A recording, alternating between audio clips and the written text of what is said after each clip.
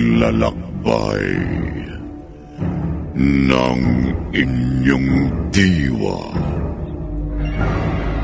Pagsaksi sa mga pangyayaring hindi mo sukat akalain.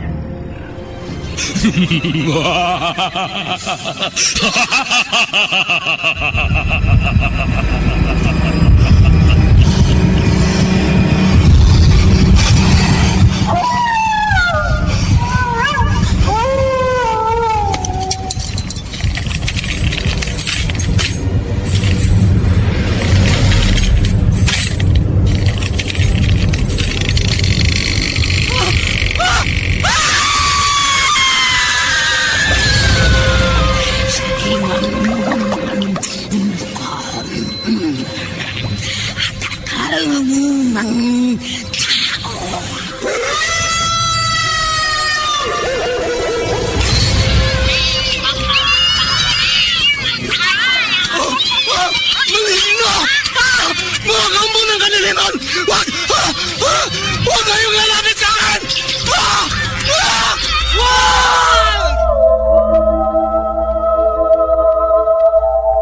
Mga kababalaghang hindi kayang tanggapin ng inyong isipan, nagaganap tuwing sasapit ang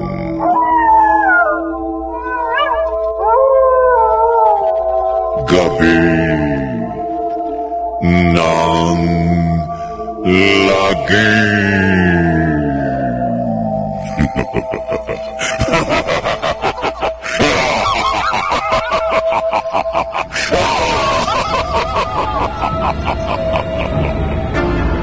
Pinagsamang produksyon ng DZRH at Star City.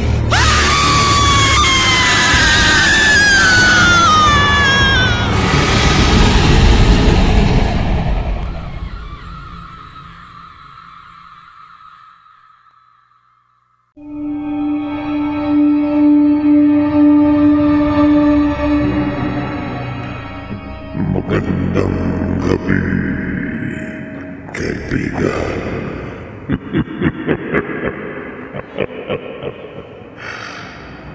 Gaano katotoo na ang isang pumanaw na ay maaari pang magbalik sa lupa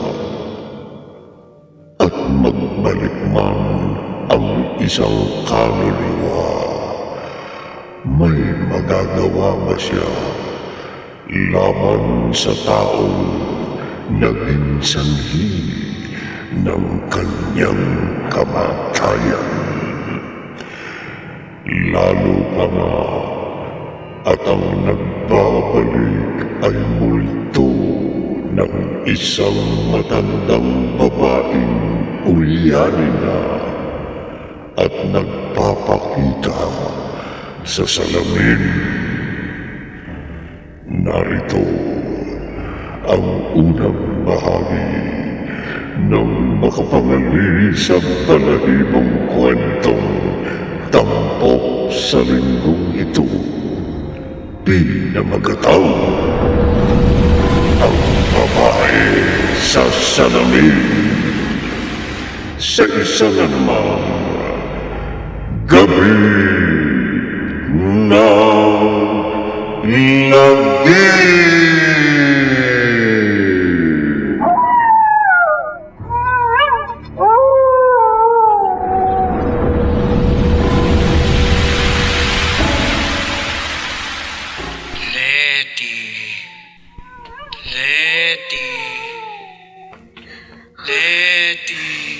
May tumatawag sa akin. Sino yun? Nag-iisa ako dito sa kwarto. Letty! Tumatawag na yun. Tumiiyak. Pamilyar sa akin ang boses niya. Letty! Lola! Ima! Ako nga, Letty. Ang multo ng lola ko! Nasa salamin! Multo!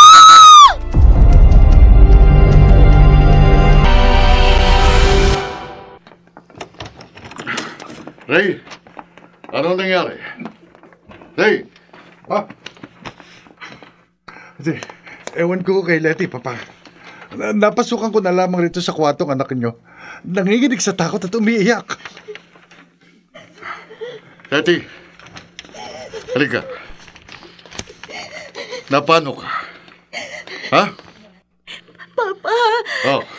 si Lola Ima po, ang inay ninyo, nagpakita po siya sa akin. Paano mangyayari yun? Patay ng lola ima mo. Nailibing niya siya nung nakaraang buwan. Letty, guni-guni mo lang ang nakita mo. Hindi, Ray. Totoo nagpakita sa akin ang multo ng lola ko. Lumitaw siya sa salamin. Wala ako nakitang bulto o ano man sa salamin pagpasok ko rito sa kwarto. Unti-unti siya naglaho paglapit mo sa akin. Letty, huwag mong takutin ang sarili mo. Tamang asawa mo. Malamang guni-guni mo lamang ang sinasabi mong nakita mo. Imposibleng magbalik pang isang namatay na. Lalo pa, ang lola ima mo na isa ng ulyanin.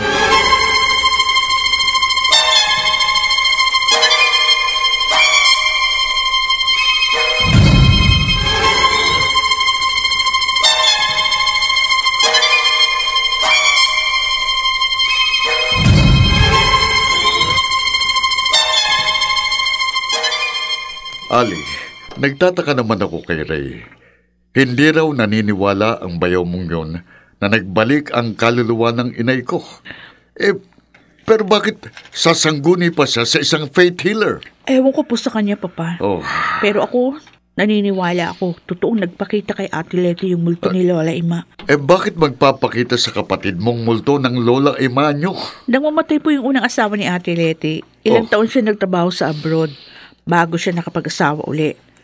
Pero nawala ng trabaho si Kuya Ray, kaya napilitang magbalik si ate sa ibang bansa.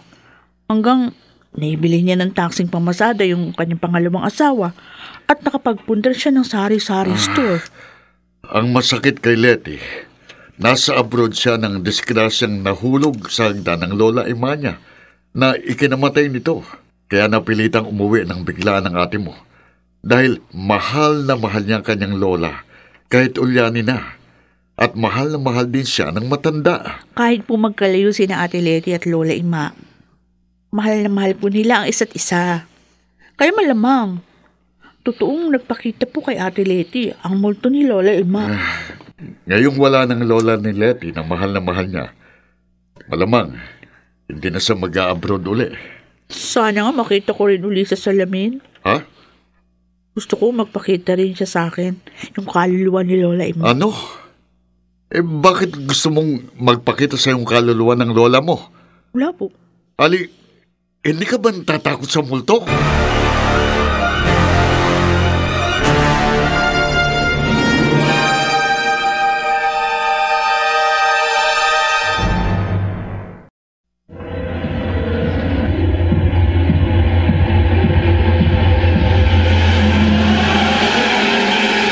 Balikan natin ang kasaysayang tampok sa linggong ito sa isa na namang Gabi ng Lagim.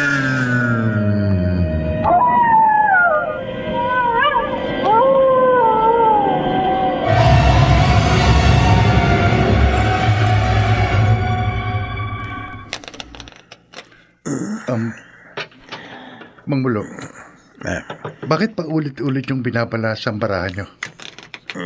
Bahagi ito ng ritual na kailangan kong gawin, Ray. Para masagot ang mga katanungan mo sa akin. Naniniwala naman ako matutulungan nyo ako eh. Bago pa ako lumapit sa inyo, may nakapagsabi sa akin na mahusay kayong faith healer. Alamin ko na ang gusto mong malaman sa akin.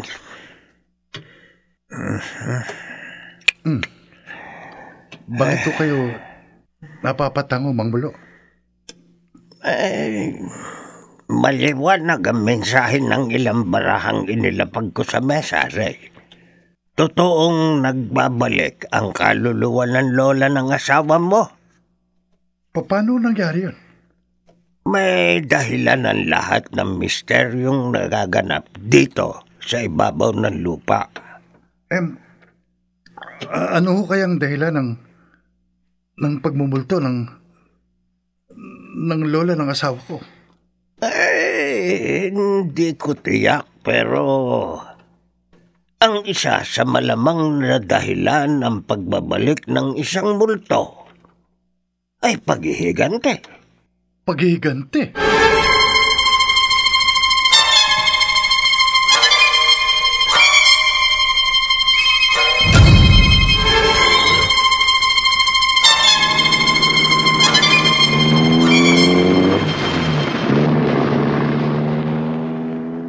Kung totoong sa panta ni Mang Mula na nagbabalik ang multo ng lola ni Letty para magiganti, hindi dapat magmultong ulyaning matandang yon. Hindi dapat.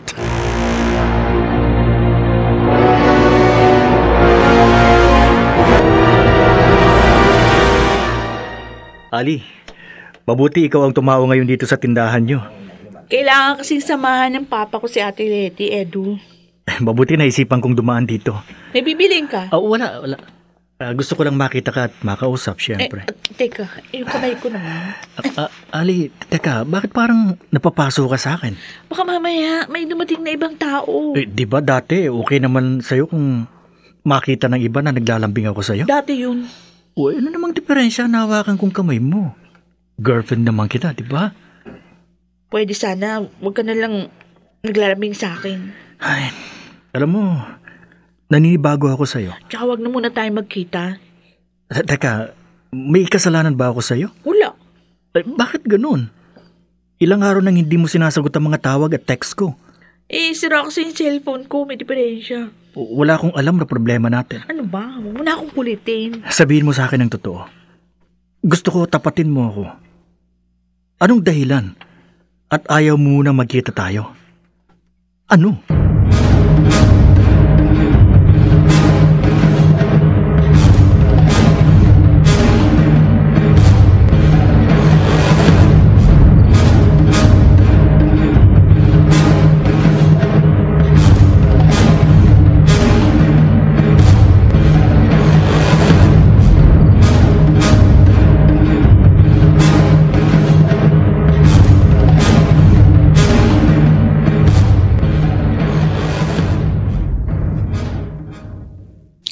Kailangan magpakita ko sa iyo, Letty.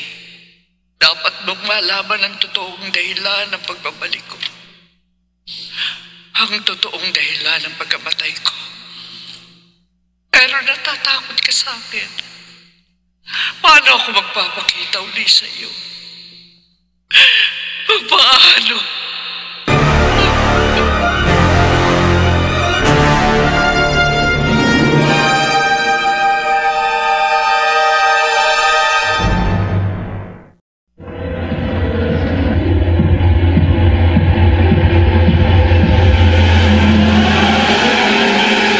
Balikan natin ang kasaysayang tampok sa linggong ito sa isa na namang Gabi ng Lagim.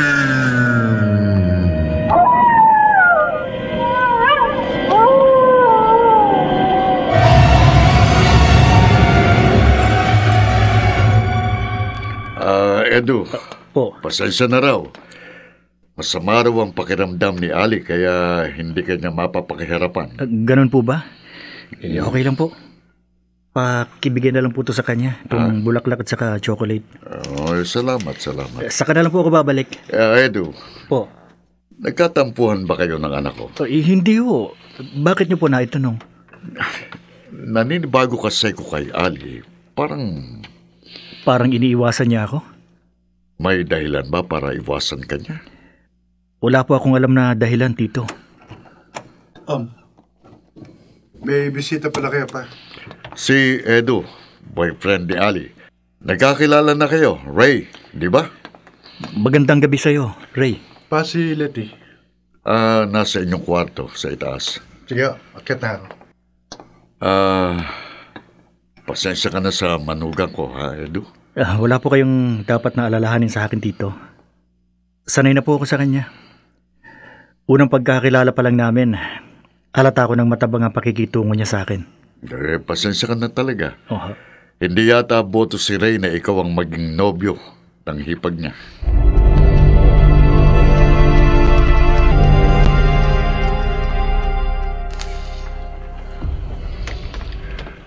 Letty?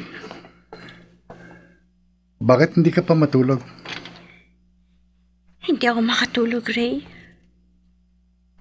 Naalala ko si Lola Ima. Masakit din sa akin ang pagkawala ng Lola Ima mo, na alam kong mahal na mahal mo. Talagang mahal na mahal ko siya. Dahil siyang nag-alaga sa akin mula ng bata pa ako. At lalo niya ako inalagaan at inasikaso kapag nagkakasakit ako. Tinuring ko na siyang parang tunay kong lola mula nang makasal tayo. Pero ano magagawa natin? Walang may gusto sa aksidenteng nangyari kay Lola Ima. Habang pababa siya sa hagdan, nadulas siya. Nahulog at nabagok ang kanyang ulo. Siya ang dahilan kaya nag-abroad ako. Para mabigyan ng maginhawang buhay ang lola ko. Marami akong pangarap gawin para sa kanya. Ngayon wala na siya. Ano pa ang halaga ng lahat? Letty, narito ko. Kung alam ko lang na mawawala si Lola Ima, sana hindi ko na siya iniwan.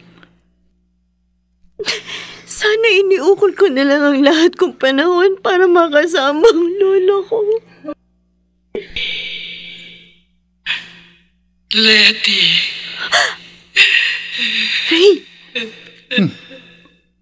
Bakit biglang lanlaki ang mga mata mo, Letty? Si Lola Ima! Nagpakita na naman ang multo niya sa salamin. Tingnan mo! Tingnan mo sa salamin! Ha? Ano ba yung mga pinagsasabay mo? Wala akong nakikitang multo sa salamin. Nasa salamin ang multo ng lola ko, Ray! Bakit hindi mo makita? Bakit hindi mo makita ang umiiyak na multo ng lola ko sa salamin?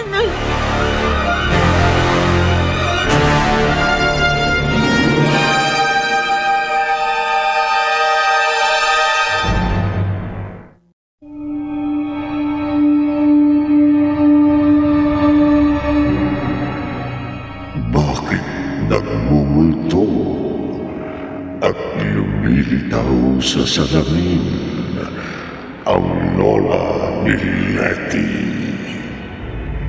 Pakinggan bukas ng gabi ang ikalawang bahagi ng ating tampok na kwento sa linggong ito. Pinamagataw, babae sa salamin, sa isa na namang gabi na